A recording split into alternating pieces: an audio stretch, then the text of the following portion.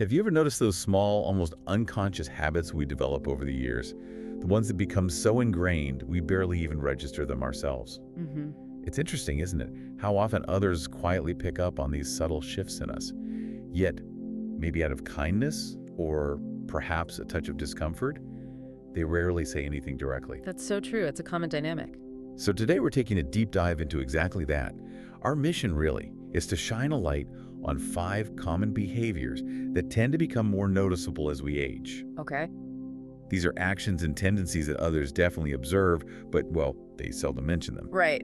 The unspoken observations. Exactly. And just to be absolutely clear up front, the goal here isn't to criticize, not at all, or to make anyone feel judged. No, absolutely not. That's important. It's much more about offering a fresh perspective, maybe a chance to see ourselves from the outside looking in, and ultimately to empower you with insights that can genuinely boost confidence and, enrich your connections with people. It really boils down to self-awareness, doesn't it?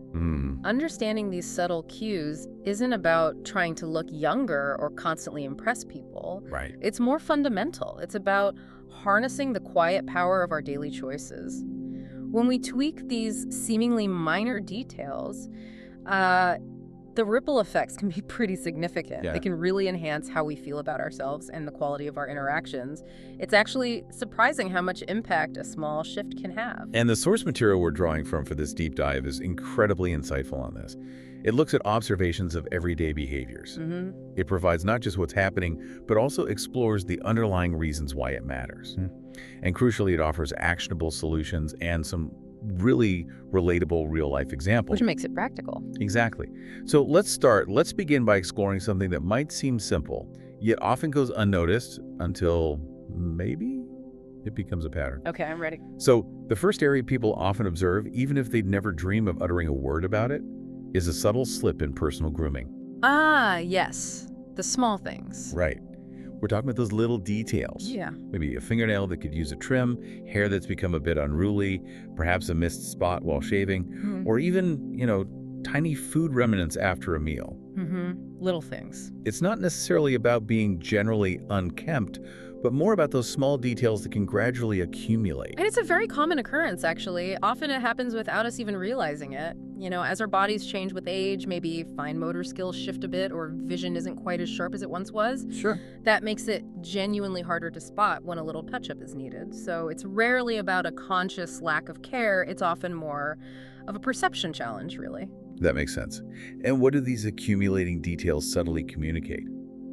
Our source suggests that they can lead others to quietly wonder, well, wonder if you're still taking pride in yourself. Even if internally you feel you absolutely do. Exactly. Even if internally you care just as much as you always have. They might observe things like, say, a perpetually unbuttoned collar, or maybe shoes that are really past their prime. Right. And while they'll stay polite, of course, a quiet question might form in their mind. Is everything okay? And to build on that, the reason grooming seems to hold such weight is because it sends a powerful nonverbal message. It's about your inner state, in a way. How so? Well, when you invest those few extra moments each day in your presentation, even small ones, it's a visible act of self-respect, and that self-respect tends to resonate with others. Okay. Family, friends, even just casual acquaintances, they generally feel more at ease and, frankly, more positively disposed towards someone who appears to honor these small details. There's a really compelling example from our sources that brings this to life. It's about a gentleman named Frank. He was in his early 70s. Okay. Now, Frank had always been quite meticulous about his appearance, but after a health scare, he started letting some small parts of his routine slide. Just little things. Understandable. Sure.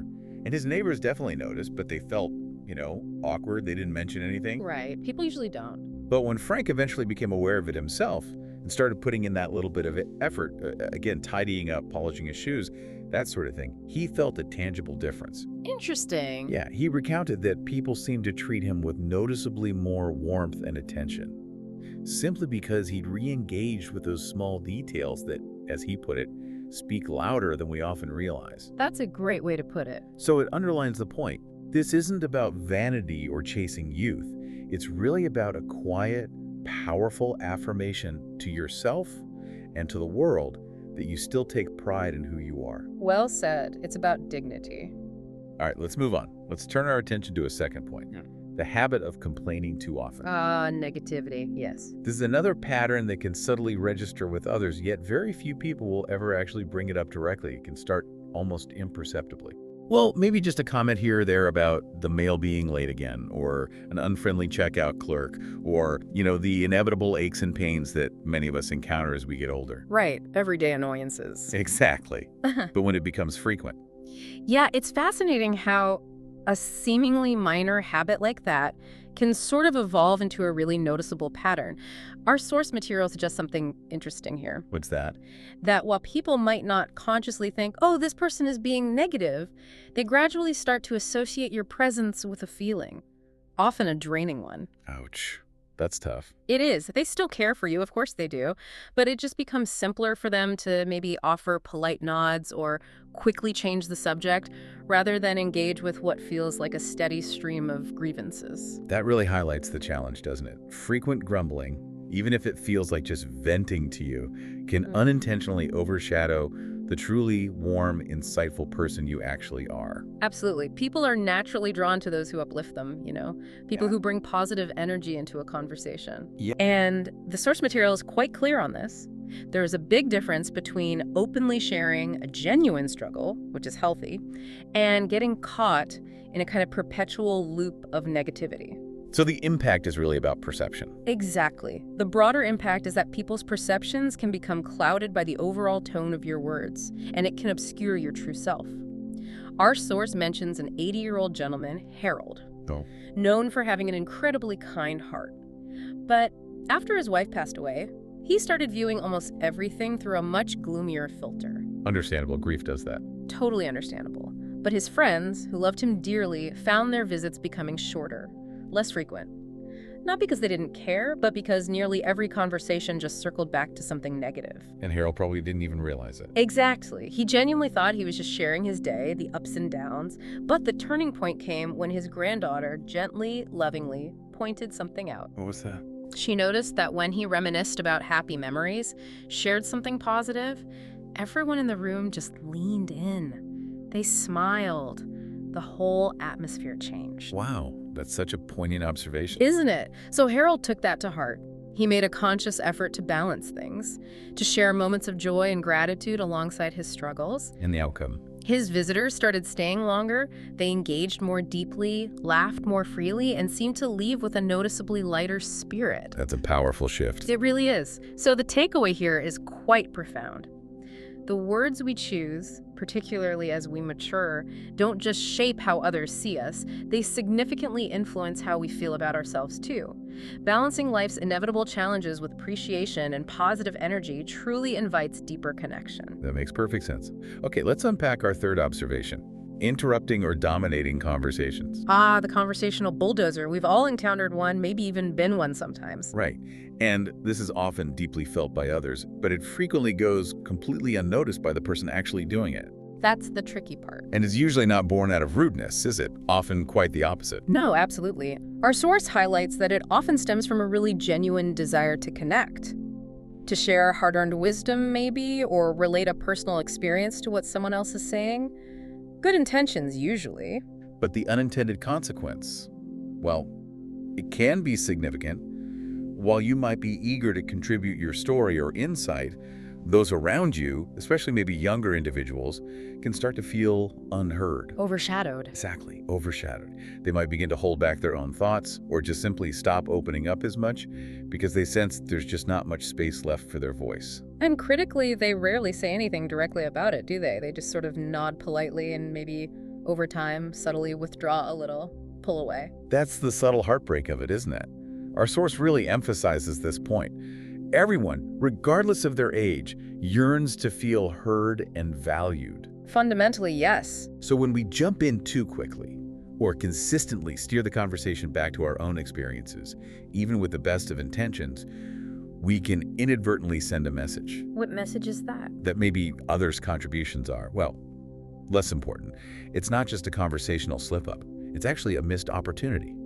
A missed chance to learn. Precisely. And the broader implication is that this habit means missing really invaluable chances to genuinely learn from others, to see the world through their eyes, to keep growing in our relationships. Keeps us from growing. Yeah. Our source recounts the story of Walter, an 83-year-old man, apparently brilliant, brimming with fascinating tales from his long career as a teacher. Sounds interesting. Totally. But his stories began to just dominate every single visit. Every conversation became a monologue. Oh, dear. And his children started calling less. Not because they didn't love him, of course not, but because, as they apparently felt, they just couldn't get a word in edgewise. That's sad, but understandable. Yeah. Did Walter realize? Eventually, yes. And when he did recognize this pattern, apparently it stung quite a bit, but it also became this profound moment of awareness for him. So what did he do?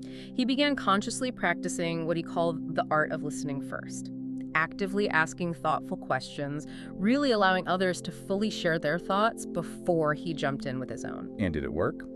It did. The result was his family started actively seeking him out more. They were eager to hear his insights because they knew he would also genuinely listen to theirs. That's a great outcome. It really is. The key insight here is crystal clear. True conversation is a two-way street, a balanced exchange, and active listening is one of the most powerful ways to show respect and affection. Yeah. It tells people, I see you, I value your perspective, and hey, I'm eager to learn from you too. That's beautifully put. Oh. Okay, moving on to our fourth behavior that people notice but rarely mention.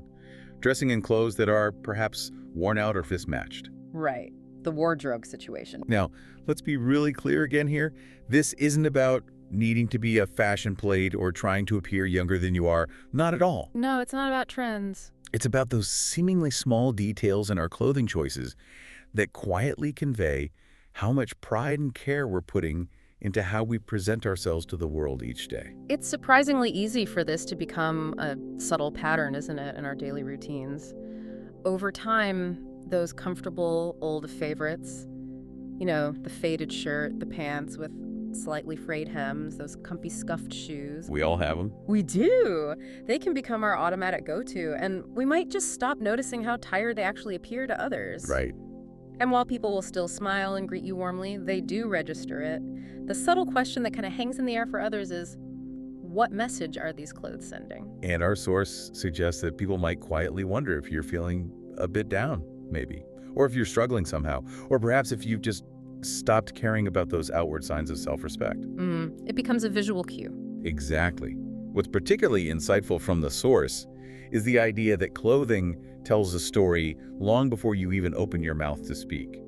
That's powerful. Isn't it? When you put on a clean, well-fitting outfit, even if it's simple, modest, inexpensive, it communicates self-value. It communicates a readiness to engage with the day with a sense of dignity. And people instinctively pick up on that energy, often without even realizing why they feel slightly differently. Right, it sets a tone. Looking at the bigger picture, this doesn't require dropping a lot of money on an expensive new wardrobe at all. No, absolutely not. It's really just about a little attention, isn't it? A little effort.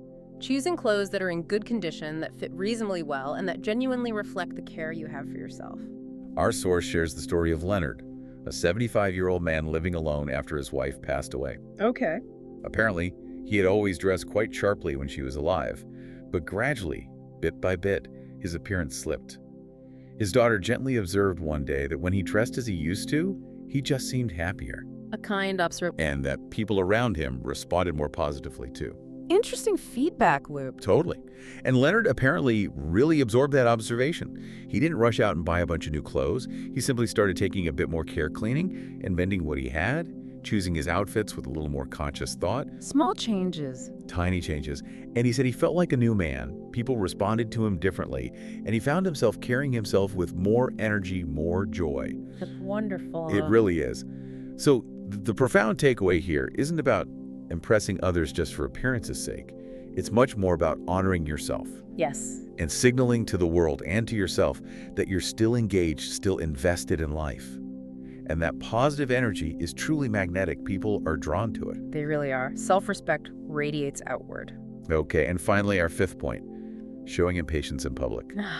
The public sigh or grumble. Yes. This is another one of those subtly observed, yet rarely mentioned, behaviors that can sometimes become more noticeable with age. You might not even be fully aware you're doing it. It could manifest as, a deep sigh when a line moves too slowly. Or maybe a sharp word directed at a fumbling cashier. Or even just an audible grumble when a doctor keeps you waiting past your appointment time. And the striking aspect here, according to our source, is that while these moments of frustration might feel entirely justified in the moment, I mean, everyone gets impatient sometimes. Of course, it's human. Right. But what people truly remember isn't usually the delay itself or the reason for it. What tends to linger in their memory is how you navigated that moment. The reaction. Exactly, the reaction. It leads to that quiet question. When we display impatience, especially as older adults known for wisdom, what unconscious impact does it have on the people around us? And our source explains that it often creates this kind of undercurrent of tension or discomfort for others, even if they intellectually understand your frustration. Yeah, they might get why you're annoyed, but it still makes them feel edgy. Right. They might not say anything naturally, but they definitely notice it. And the powerful lesson here is that how we carry ourselves in these small, everyday moments of friction profoundly shapes how others perceive us, and maybe more importantly, how they feel in our presence. That's key. How they feel. Yeah.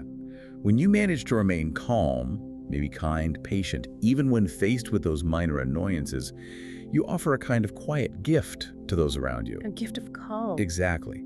It truly demonstrates that wisdom and grace can indeed shine brighter with age, not dimmer. And considering the broader implications, if impatience becomes a frequent display, people might subtly start to distance themselves a bit. How so? Well, they might start making polite excuses, perhaps, to avoid inviting you along on errands. Or they might feel hesitant about suggesting outings simply because they anticipate and maybe worry about potential reactions to minor delays or annoyances. That makes sense. They're trying to avoid potential awkwardness. Precisely. Our source illustrates this with the story of Raymond, who was around 80. After his wife passed away and he faced some health challenges, his patience just wore incredibly thin. Understandable again. Very. But he'd apparently snap at clerks or grumble quite audibly in waiting rooms. And this eventually led his daughter to start making excuses to avoid taking him out with her. Ooh, that's difficult for both of them. Really difficult. But Raymond's realization of this pattern was a turning point for him. He made it a personal goal, a conscious effort, just take a deep breath in those moments. Maybe offer a smile instead of a frown, to try and, as he put it, let the little things slide. A conscious choice. A very conscious choice. And over time, apparently, his outings transformed. They became genuinely pleasant experiences again, not just for him, but for everyone with him. How did things change? Well, strangers started offering smiles back more often. Clerks were visibly kinder in response to his patience, and his daughter once again actually looked forward to their time together instead of dreading potential scenes. That's a wonderful outcome. It shows change is possible. Absolutely. The deeper insight here is that patience is more than just a virtue people talk about. It's a proactive way of spreading calm and positivity wherever you go. Right. And with conscious effort, with mindfulness, it's a practice that's accessible at any age. And it's capable of leaving a lasting, profoundly positive impression. So as we bring this deep dive to a close, let's just take a moment to reflect on these 5 areas we've explored. Our grooming habits, that tendencies sometimes to complain, maybe interrupting conversations, our clothing choices, and how we display impatience. A good recap. And remember, this conversation isn't about judgment or striving for some kind of unattainable perfection. We've probably all been there with some of these at different times. Absolutely. We're all human. And as we age, it's completely natural for certain habits to sort of creep in without us even noticing sometimes. The truly empowering news, though, is this. With just a little awareness, we possess this remarkable ability to shift these habits. We can actively invite more warmth, more dignity, and more genuine connection into our lives. Yeah. Each of these points isn't just about how others might perceive you, though that's part of it. It's maybe more profoundly about how you continue to see yourself. How you feel inside? Exactly, and how you choose to present the kind, thoughtful, and confident person you truly are on the inside to the world on the outside. So, as you go about your day, we want to leave you with something to think about. A question, really. Okay. How might a single small adjustment, just one tiny tweak in one of these areas we discussed, how might that not only change how others perceive you, but maybe profoundly shift your own sense of confidence in your engagement with the world around you? That's a great question to ponder. And maybe think about this too. What tiny conscious step could you take today, right now, to better align your outward presentation with the confident, thoughtful person you truly are inside?